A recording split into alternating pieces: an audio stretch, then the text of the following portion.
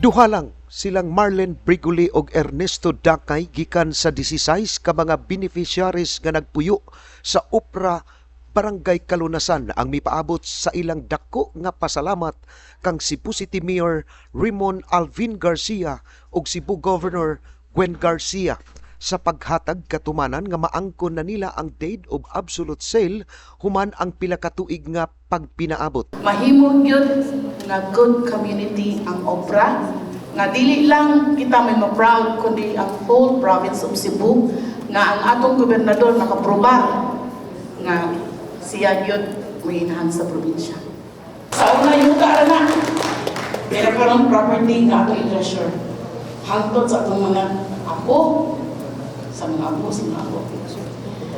Unta, tinod bitaw, kung ato lang yung bitaw ipaminamit, siguro sa una.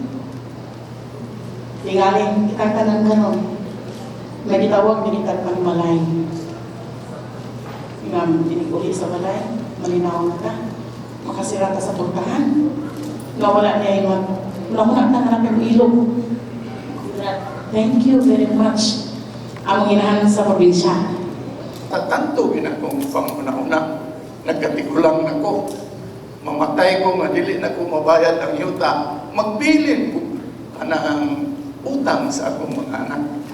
So, bisag nagdagan tong kasuha, daghang taga-aurok na nasuko sa ako. Kaya ganong nag-buot-buot ko, hindi ko ako maning katungod. Dili maning katungod ninyo. Ato, ang stand sa atong asosasyon, magpabilin.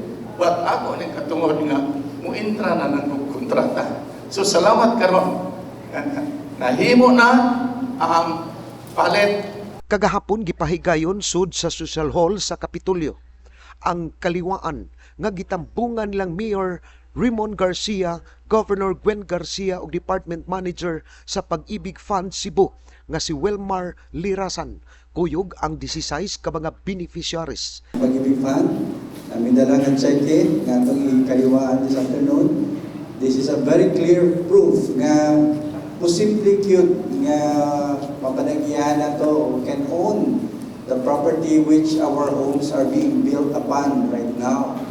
So, I'm sure nga katong nakadawat na text from Pag-ibig or email from Pag-ibig nga na-take out ng inyong loan sa Pag-ibig and hatag naman na mo ang among instruction kung kano sa mag-start ng inyong installment, amortization. So, nahimo na ni Pag-ibig. Hangyo sa Pag-ibig Fund ni adtong ubang mga beneficiaries nga nakadawat og notisya gikan sa ilang buhatan nga kinahanglan lihok ko na dayon ang mga kulang nga requisitos niini aron ma-award na nila ang cheque sa kagamhanan sa probinsya aron mahatagan usab ang uban sa ilang propiedad. Si Mayor Garcia sa iyang pahin mihulagway nga usa kini ka makasaysayanon kaayo nga adlaw gumikan ang Pag-ibig Fund mihatag naman sa cheque ngadto sa probinsya aron palito nila ang luna. Din sila na usab ang mobaligya niini ngadto sa 16 ka mga beneficiaries diha sa Opera Kalunasan. And this will be the beginning of a situation wherein you will finally own your land and you will finally have a title to your land. So this just shows na with cooperation, tinabangay, makapot yun din nato ang mga pangandoy. Diba? So kani, sugod pa lang ni, kay mao ni model. Mao ni sugod sa ang pagsugod sa tanan ng mga 93-1 ng mga yuta under the province, muni ang atong model, muni atong sundon na it's a three-party agreement, no? The Pag-ibig, the provincial government, ug kamo nga eventually ang inyong paghinay-hinay bayan kamo nagyoy makatagiyang luna, no? Mensahe lang ni Mayor Garcia ngadto sa mga beneficiaries nga sa kadaghang oportunidad nga gihatag sa kagamhanan sa dakbayan ngadto kanila sukad pa sa unang panahon. Sa tuig 1993 din gitanyag pa sa kagamhanan sa probinsya sa Sugbo ang ubos kaayo nga presyo sa luna hain ang uban niini nituman apan duna say uban nga wala tumana. Gipasabot sila sa mayor nga dili na siya ganahan nga mulanat pa kini og dugay kay ang presyo sa luna ug magkadugay musaka pagyud ug kun langayon pa kini og samot mas musaka pa gyud ang presyo unya niini. Karon ako kay ni oportunidad nato nga ang atong pinalagang probinsya sa Sugbo willing nga mobaligya nato. Naapod tayo pag-ibig nga willing nga mo finance sa maong pagbaligya sa mga yuta kay para kamunay makatagiya. And they are going to give you very generous terms of 25 or 30 years depending on the borrower. So ayaw yun in taong usigi ang panahon. Kaning problema ha, hinaot pa unta, kutob na nalang ninyo, kamo na lang musulbad ning problema ha, kay parang inyong anak, o anak sa inyong anak, di na magka-problema ini. Kay naa na sila ilang kaugalingong, ato, uglo na, nga ilang must stay for the rest of their lives. Diba? So, please prioritize this. Kining maong kalampuan gihulagway ni Mayor Garcia nga ligasiya kini sa mga musunod nga henerasyon. Ang luna nga gipuy-an sa 16 ka beneficiaries mukabat og 22.3 milyones ka pesos ang nabayran sa Pag-ibig Fund ngadto sa Kapitolyo.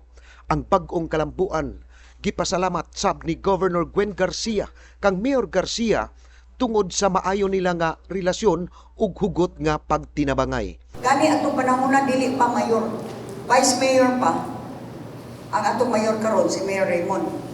O ningkamot ta nga magpatabang gihapon kay kinahanglan man mo ari sa syudad ang mabahin sa mga ang tax debt, ano sa pato? Subdivision plan. O, so kinahanglan mo og tapang sa syudad. Sa dihang gibungat na sa Pag-ibig, kaya dili man ni among presyo. Pag-ibig niya presyo. Diin po na nila gibase, dili fair market value. Kaya kung fair market value atong sundon, ana, 40 na ginagmahalan ng yutaa. Isunod ang zonal valuation sa BIR. Batud sa gobernador nga ihang gipasabot ang taga Pag-ibig Fund nga dili siya mahimong mopirma og deed of absolute sale kung dili mo bayad ang Pag-ibig Fund sa kagamhanan sa probinsya sa Sugbo. Iyang awhag sa mga beneficiaries sa 93-1 nga dili magpadala sa mga saad sa politiko, labi na karong panahon sa eleksyon. Giyong dili tinuod nga ihatag ra nga libre ang mga yuta kay iya kini sa probinsya ug dili sa syudad. Dunay kasabutan kaniadto tali sa syudad ug probinsya apan sa pagbalik ni Governor Garcia ni adtong tuig 2019 nakitaan og depekto ang deed of donation. Kaya gipirmahan man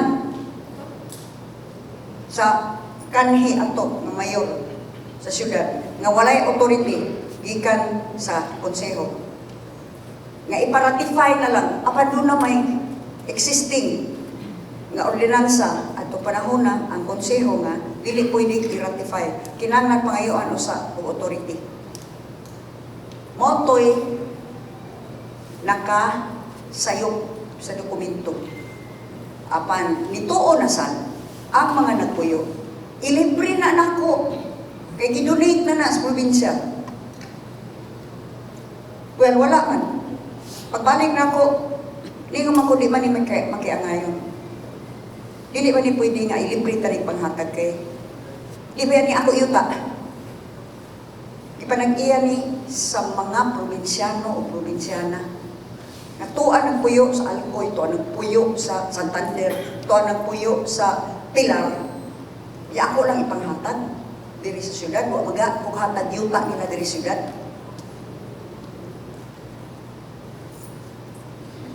Ang nahitabo, revoke ang deed of donation.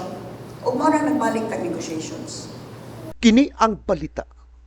Ray Pasaporte, Cebu City News.